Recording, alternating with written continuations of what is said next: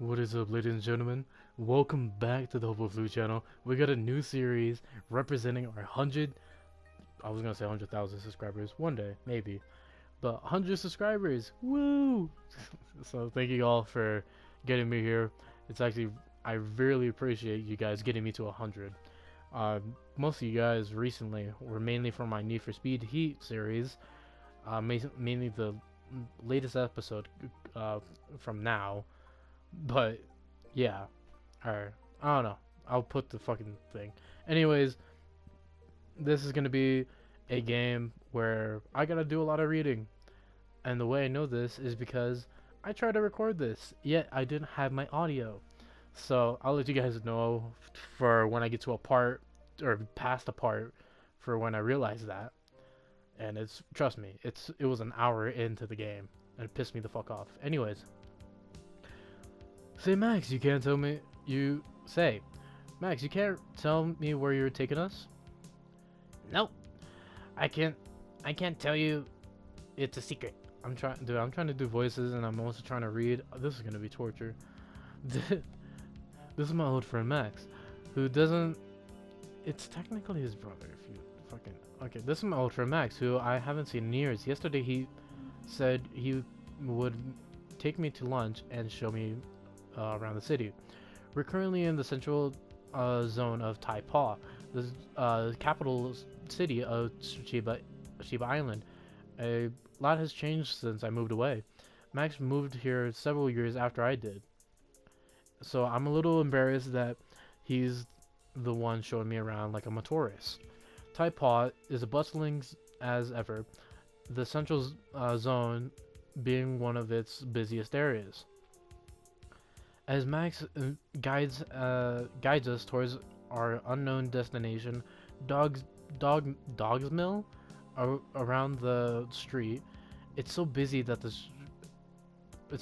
the street that it's hard to avoid pushing into other dogs as he walk as we walk.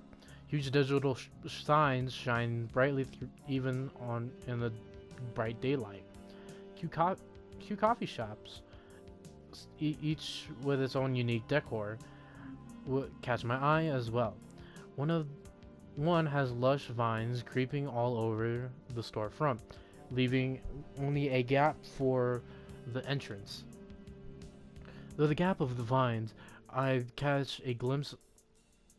Through the gaps of the vines, I catch a glimpse of what looks to be more plant life and thick tree stumps as that serve as tables. That's pretty sick, honestly. Hey, that place seems really cool. Let's go check it out sometime. Fuck's sake, man. Screw the fuck out of me. Max pauses and to take a look as I point to it. He cranks his neck to look inside. I've noticed it too, but okay, I gotta get better with these voices. On the way to work, I'm sorry, bro. We're gonna read it regularly because I gotta do a better voice for this guy. I feel so bad giving him like some druggy kind of voice, bro. I'd be happy to try it out. Fucking shit, dude. I don't know how Jack does it, bro. Props to him. And that's the thing. I'm possibly going to be bringing this. So, yeah. Speaking of which, these can indicate the end of the episode. Just a heads up. Cause yeah, I was realizing that. After several turns, we stop in the front of the building. This building is made of red bricks with some steps leading up to it. Ta-da! I know it doesn't look like much, or it doesn't look like, much out here. The virtual tour looked great on Bark. Max approaches the door and it doesn't open. He starts catching himself before he runs face first into the door. He nudges the door with his shoulder. It doesn't budge. Oh wait. The door is broken. No idea. It seems like an electric. Oh. It seems like an excellent fucking shit, dude. Place. That's the reason I chose it. Maybe there is some secret password we need to enter. Hmm. Can you look it up? Already on it. Max calls on his wrist phone. What? Max calls up his wrist phone menu, making some gestures in the air. We need to figure this out. Some reviews allude to something interesting. We need to do to enter. But they don't say outright what it is. What is the place called? It's just one letter, Q. I'm so sorry for this other Shiba, bro. I feel so bad, bro. I can't come up with a different voice, bro. But, okay, maybe it's closed today. I checked, and it shouldn't be. And if they couldn't update their real-time schedule for some reason, that's really weird. In real life, that's not. Wait, what's that? It's a doorknob. Isn't that a doorknob? What? What? Oh, fuck. A doorknob. What? A doorknob! Oh, wait, did I just go back? What the fuck? You mean, wait, I remember something. Oh, come on, it hasn't been that long. Why do I feel old because of the fact I have seen doorknobs before? I sit down before the protruding spheres and grip it with both my paws. I'm able to turn it without losing my balance. The door swings inward to reveal a staircase. Good things doorknobs were phased through. Whoever invented these things clearly did not understand the anatomy of dogs.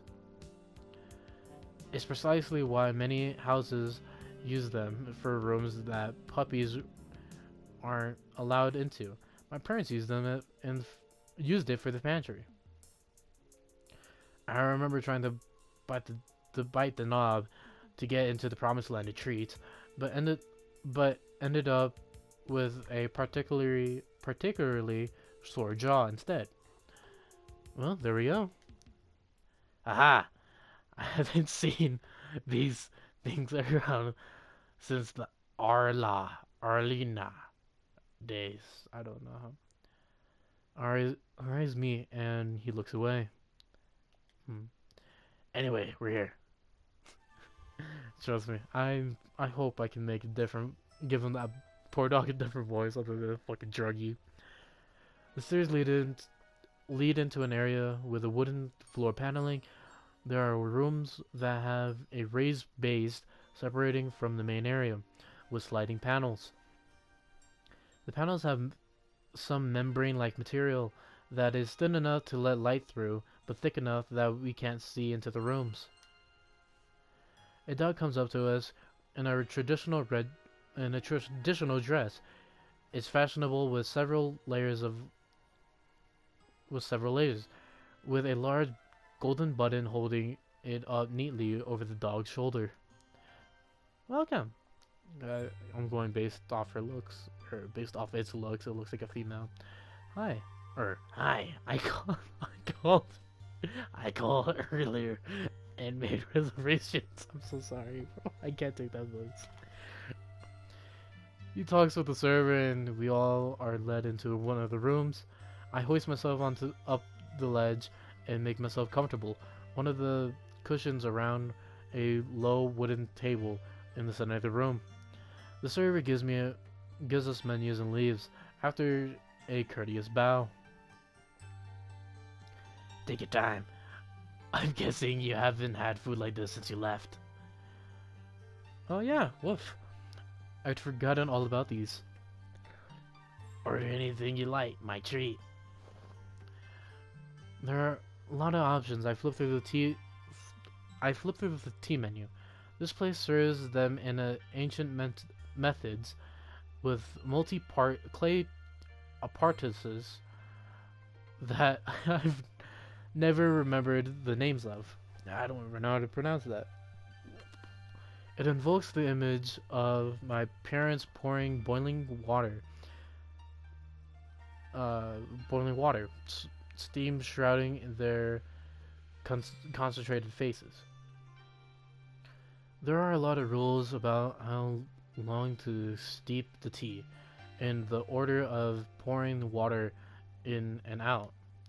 I never really paid attention when I was a puppy, and after my parents' generation, it seemed like a lost art. If this place shows us tea steeping process, I definitely won't let a second chance to learn about it pass by. Isn't it interesting that they still use these books as menus? I remember they were pretty much phased out along with doorknobs? Yeah, that's one of the things. Well, this place is known online for retro atmosphere, which is why they take phone reservations, not no usual order screens either. It's really interesting how fast things have changed on the island, though maybe that's just my perception. That's not how you that's perception. Because first of all, fuck your what? I don't know what's supposed to to be now normal nowadays. I can relate with that, especially with all the fucking Gen Z talk or whatever. Taking a bite out of my burger with no honey mustard, cause I'm hungry. Anyways, what is it like where you were living? They're kind of at the stage like when I left here actually. You saw my phone. They have similar levels of technology in K9. Though obviously my Shiba Island phone doesn't work there, but I kept it in good condition just in case I'd come back. Ha! You have to. You have a lot to see then. Next time I'll take you out to a regular restaurant and you'll get to see how fast everything is. The server returns and we order some oolong tea to share. I order some egg creep rolls and with ham and corn, and Max gets a century egg and pork congee.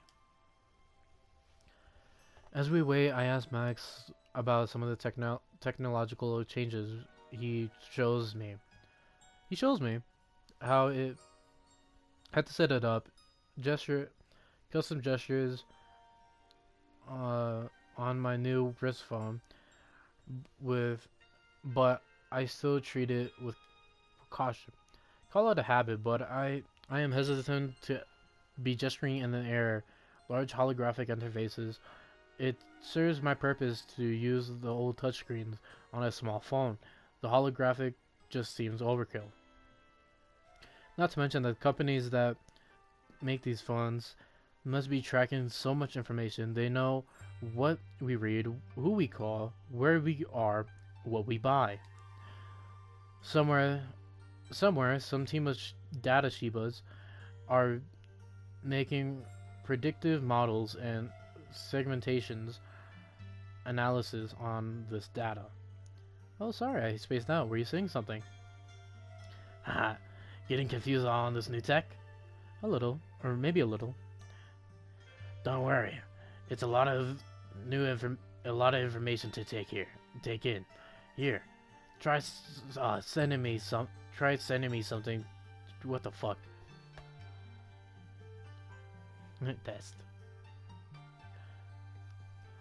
Come on, don't you? Couldn't you have texted me something else? Pretend it's like an actual conversation. You're in the same room. Cry. Hey, let's take a selfie. No. poor Max, bro. He seems so nice. Okay, as Max shows me how to install some of the software and customize my interface, we hear the server slowly slide open the screen door, giving us enough time to swipe away our holographic phone screens. Two servers enter the room, carrying a tea-making set. A set consists of a large hollow bottom panel with holes to let the steam out from hot water. They begin a process of lining up various teacups on top of the panels on top of the panel stand. The dogs carefully place tea leaves into the pot.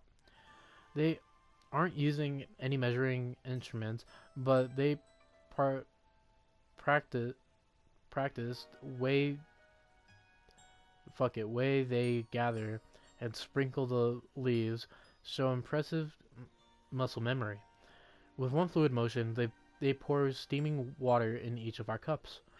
As the tea is steeping, our food arrives. I take a moment to simply look fondly the egg creep at the egg crepe rolls.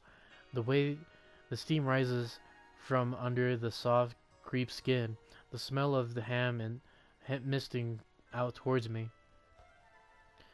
It's been a it has whoa, it really has been a long time. It really has been so long. It's so weird that I used to eat these almost on a every day, and now it's been years. I feel like I've gone back in time.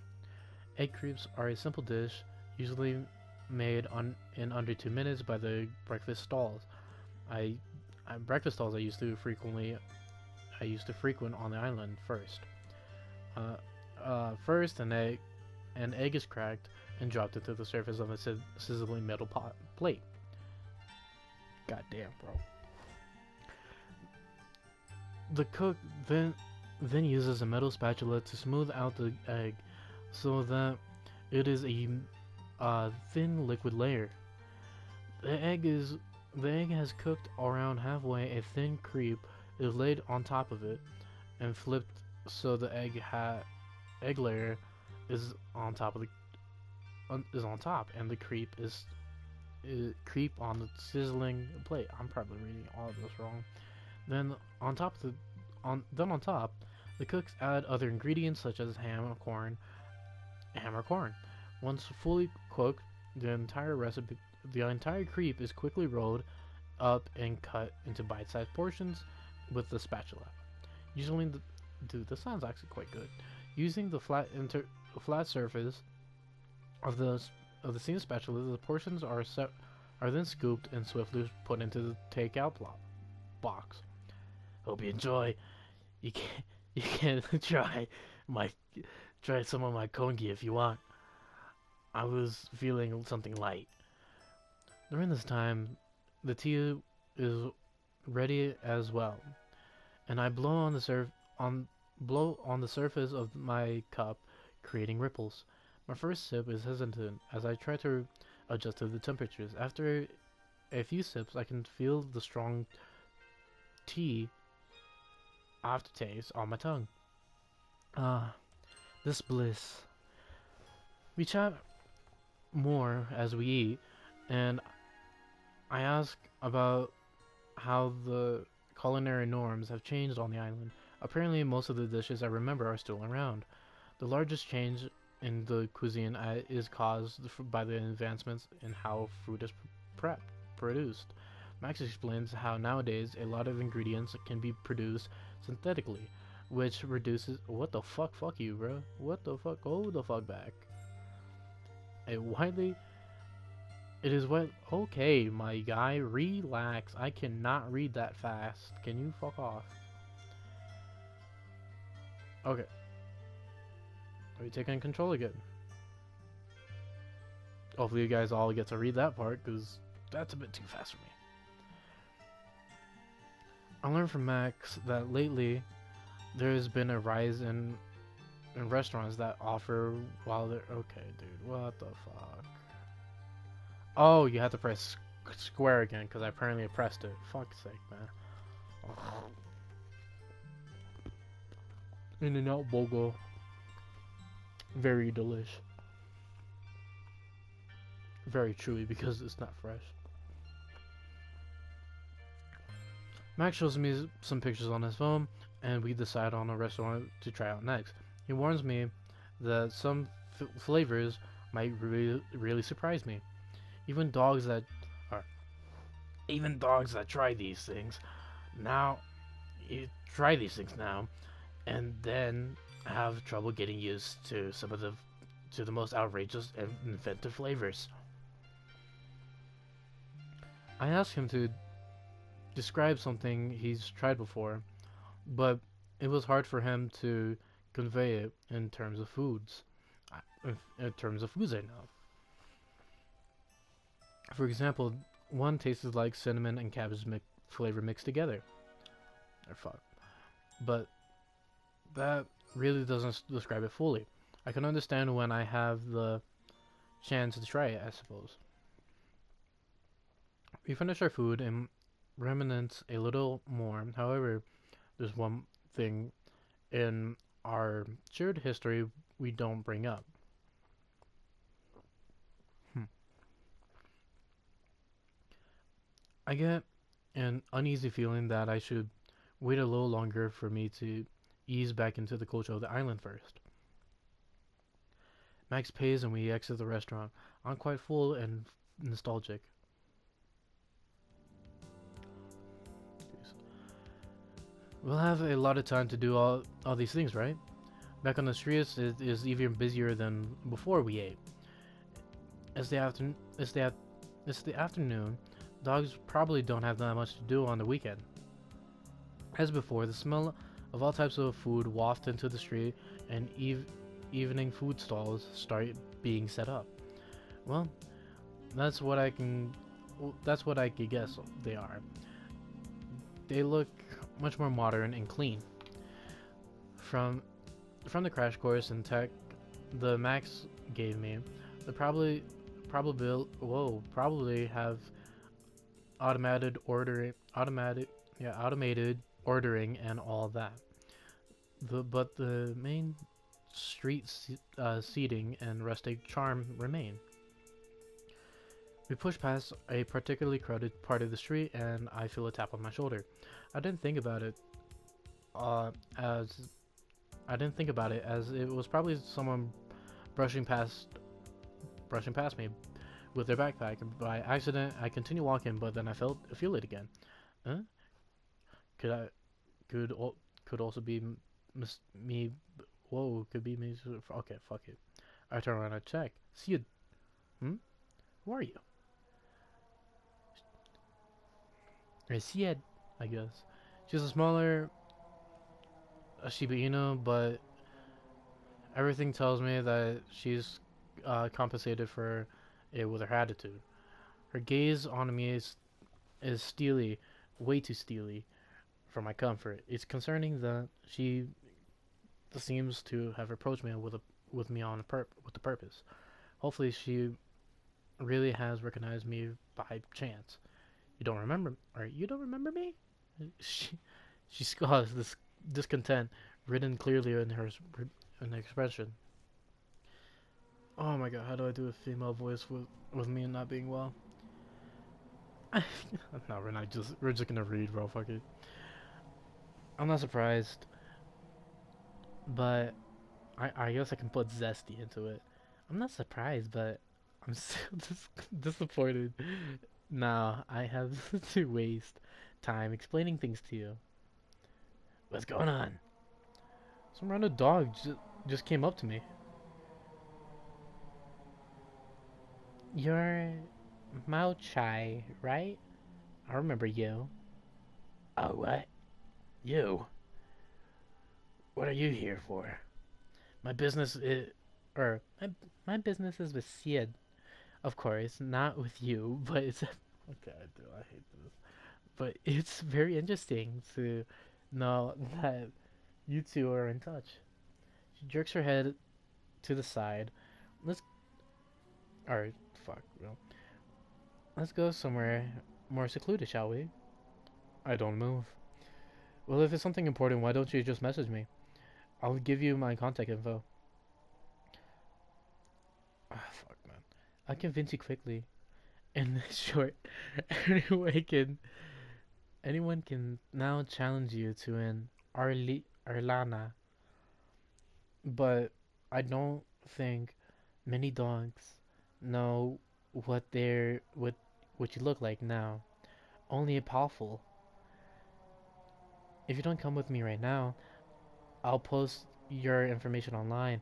I already filmed a video of you, so everybody knows what you look and sound like.